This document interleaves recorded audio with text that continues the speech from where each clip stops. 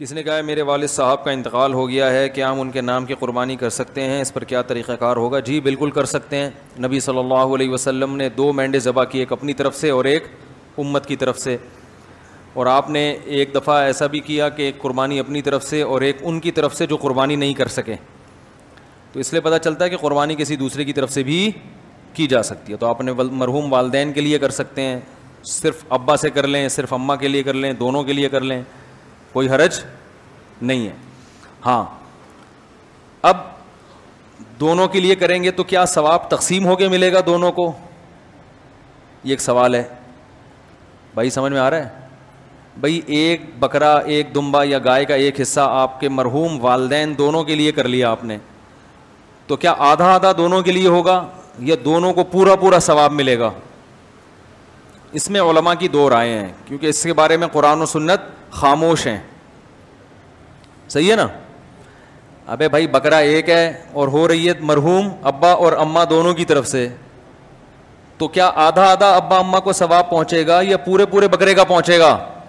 سوال سمجھ میں آئے گا تو پھر جواب سمجھ میں آئے گا نا۔ تو اس میں علماء کی 2 رائے ہیں، کیونکہ قرآن و حدیث جہاں واضح نہیں ہو تو پھر اجتہاد ہوتا ہے نا۔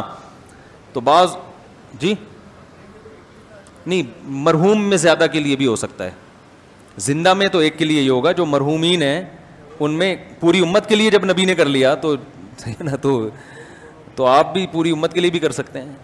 اصل میں ہوتا وہ آپ ہی کی طرف سے ہے، تو آپ چونکہ ایک ہیں تو آپ ایک ہی بکرا کریں گے، لیکن اس کا ثواب پہنچایا جاتا ہے زیادہ لوگوں کو، تو وہ 2 کے لیے بھی ہو سکتا ہے، 10 کے لیے بھی ہو سکتا ہے، پوری امت کے لیے بھی ہو سکتا ہے، وہ زندوں کے لیے بھی ہو سکتا ہے، لیکن وہ ہوگا پھر آپ کے لیے۔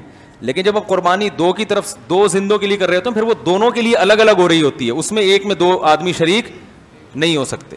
لیکن صرف ثواب پہنچانے کی حد تک جہاں تک بات ہے، تو ثواب پہنچانے میں تو 10 کو پہنچا دیں آپ۔ تو اب علماء کہتے ہیں کہ بعض علماء کہتے ہیں ڈیوائیڈ ہو کے پہنچتا ہے، صحیح ہے نا، اور بعض کہتے ہیں نہیں پورا ثواب اس کو بھی ملے گا، پورا ثواب اس کو بھی ملے گا۔ دونوں قول ہیں علماء کے، تو اس لیے افضل تو یہی ہے کہ ابا کے لیے الگ کر لیں، اماں کے لیے الگ کر لیں، افضل یہی ہے۔ اور اگر نہیں کر سکتے دونوں کے لیے کر لیں، ایک ہی کر لیں دونوں کے لیے۔